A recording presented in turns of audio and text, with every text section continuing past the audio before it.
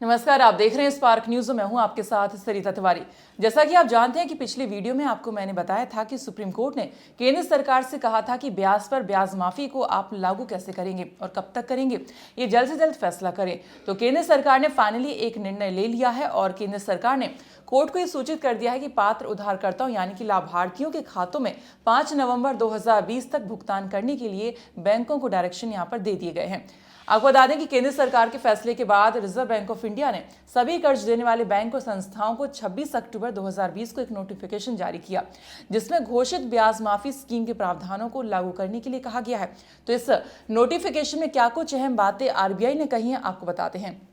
इसमें आरबीआई ने बताया है कि कौन कौन से लोन इसमें कवर होंगे। जैसा कि आप इस नोटिफिकेशन में देख सकते हैं कि MSME loans, education loans, housing loans, consumer durable loans, credit card dues, automobile loans, personal loan to professional loans और कंजप्शन लोन्स यानी कि खपत जो कर्ज होते हैं वो। तो ये सभी ब्याज माफी योजना इन सभी लोन्स पर ये लागू होगी। साथ ही साथ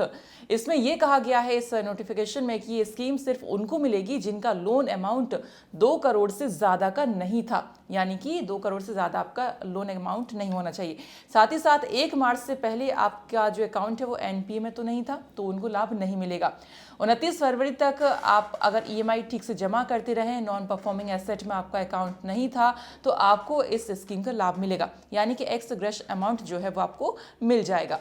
तो अब ये बात आती है कि अमाउंट आपको कितना मिलेगा और कब मिलेगा। तो आपको बता दूं कि केंद्र सरकार के फैसले के बाद आरबीआई ने इस नोटिफिकेशन में लिखा है कि कर्ज पर 6 महीने यानी कि मार्च से अगस्त तक के लिए दी गई मोहलत के दौरान जो संचयी ब्याज यानी कि ब्याज पर ब्याज और साधारण ब्याज के बीच अंतर के बराबर अमाउंट यानी राशि होगी, उसका भुगतान किया जाए। आगे लिखा है कि ये अमाउंट बोरोवर्स यानी कि जो कर्ज धारक है उनके खातों में 5 नवंबर 2020 तक क्रेडिट किया जाए। अब कोर्ट में 2 नवंबर को कह सकते हैं कि इस मसले पर आखिरी सुनवाई होगी और दिवाली से पहले आपके खातों में पैसे आ जाएंगे।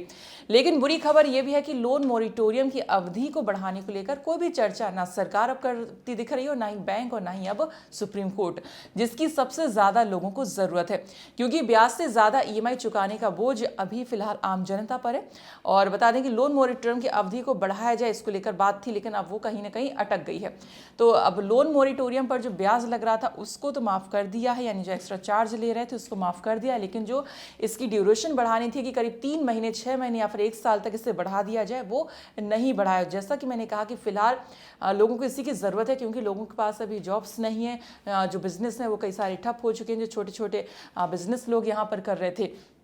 तो कहने को कह सकते हैं ये अच्छी खबर भी नहीं है, बुरी खबर भी नहीं है कि आपका जो एक्स्ट्रा चार्ज था मोरिटोरियम पे वो यहाँ पे रोक दिया गया है, आपका नहीं लगेगा और आपको वापस आपके अकाउंट में दे दिया जाएगा जो आपसे लिया गया है। तो लेकिन कहीं ना कहीं जो आपका चार्ज है उससे ज़्यादा आपके पास ईएमआई का बोझ यहाँ पर जनता पर है और इसको लेकर अभी भी उम्मीद करते हैं कि हो सकता है केंद्र सरकार कुछ इसमें फैसला, लेकिन जिस तरह से ऑब्जर्वेशन हम शुरुआत से इन खबरों पर कर रहे हैं तो उससे निकल कर यही एक कंक्लूजन सामने यहाँ पर ये आता है कि ऐसा कोई इरादा लग नहीं रहा है कि बैंकों का या सरकार का या कोर्ट का कुछ ऐसी फैसिलिटी देने का यहाँ पर है कि आपकी मोरिटोरियम की अवधि यहाँ पर बढ़े। तो फिलहाल जो आपका चक्रवृद्धि ब्याज है और साथ ही जो साधारण ब्याज है, इसके अंतर की जो एक राशि होगी वो आपके अकाउंट में यहाँ पर आ जाएगी। तो दिवाली के लिए था कि कोई अच्छा फैसला यहाँ पर होगा, लेकिन वो नहीं आया है, जिसकी आस सभी जनता यहाँ पर लगाए बैठी थी। तो कहीं ना कहीं अब बिल्कुल उम्मीद कह सकते हैं यहाँ पर छोड़ ही दें। साथ ही साथ एक और मैं यहाँ पर बात बता दूँ कि जो यहाँ पर बैंक्स हैं वो अभी रीस्ट्रक्चर जो प्लान है इसको कह रहे हैं कि वो आपका रीस्ट्रक्चर जो है लोन कर देंगे, लेकिन आप उनकी ये लुभावनी बातें सुनने से पहले एक बार सोच समझ लीजिएगा, क्योंकि इस पर वो आपसे हैवी इंटरेस्ट भी लेंगे। क्योंकि जो अभी ईएमआई जमा नहीं कर पा रहे उनके लिए वो कहेंगे आपके पास ऑप्शन है कि आप जो है यहाँ पर ये प्लान ले लीजिए, रीस्ट्रक्चर करा लीजिए अपने लोन को, तो आपको जो है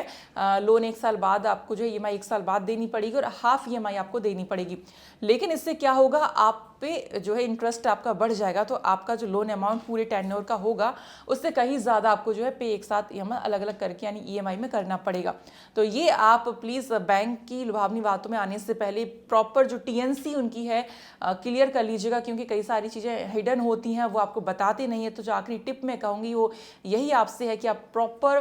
पढ़कर जागरूक होकर आप इस तरह की कोई स्कीम लीजिएगा। अदरवाइज आपको जो कह सकते हैं कि अभी जो ब्याज पर ब्याज माफ़ी हुई है और बाद में आपको फिर से ब्याज पर ब्याज हो सकता है देना पड़े।